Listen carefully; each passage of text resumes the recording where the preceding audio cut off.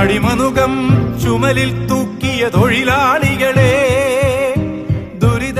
കേരളത്തിലെ ആദ്യത്തെ കമ്മ്യൂണിസ്റ്റ് എന്ന് വിശേഷിപ്പിക്കപ്പെടാൻ സർവ്വതാ യോഗ്യനായ പി കൃഷ്ണപിള്ള, കമ്മ്യൂണിസ്റ്റ് പാർട്ടിയുടെ സ്ഥാപക നേതാവ്, സ്വാതന്ത്ര്യ സമര സേനാനി.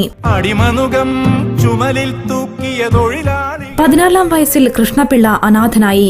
21-ാം വയസ്സിൽ അലഹബാദിൽ ചെന്ന് ഹിന്ദി പഠിച്ചു മടങ്ങിവന്ന് ദക്ഷിണ ഭാരത ഹിന്ദി പ്രചാര സഭയുടെ പ്രവർത്തകനായി തീർന്നു.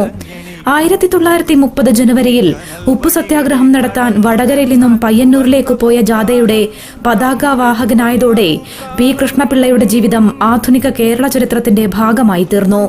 1906 ഓഗസ്റ്റ് 19 മുതൽ 1948 ഓഗസ്റ്റ് 19 വരെ 42 വർഷം നീണ്ട ഇതിഹാസ തുല്യമായ ആ ജീവിതത്തിൽ സഖാവ് ചിന്തിച്ചതും പ്രവർത്തിച്ചതും ജീവിച്ചതും കമ്മ്യൂണിസ്റ്റ് പാർട്ടിക്ക് വേണ്ടിയായിരുന്നു, തൊഴിലാളികൾക്ക് വേണ്ടിയായിരുന്നു എന്ന് നിസ്സംശയം പറയാം.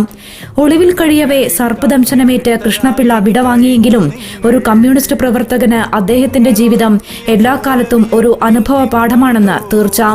ഒരുപക്ഷെ ഇന്ന് ഏറ്റവും കൂടുതൽ ചർച്ച ചെയ്യപ്പെട്ടുകൊണ്ടിരിക്കുന്നതും ഈ അനുഭവ പാഠങ്ങളുടെ അപര്യാപ്തതയായത് അവിചാരിതം. പ്രതിസന്ധികളിലെല്ലാം മുന്നോട്ട് നടക്കാൻ സഖാക്കളോട് ആഹ്വാനം ചെയ്ത കൃഷ്ണപിള്ളയുടെ ഒരു ഓർമ്മദിനം കൂടിയെത്തുമ്പോൾ കമ്മ്യൂണിസ്റ്റ് എന്ന വാക്കിന്റെ അർത്ഥത്തിന് പ്രാധാന്യമേറുകയാണ്.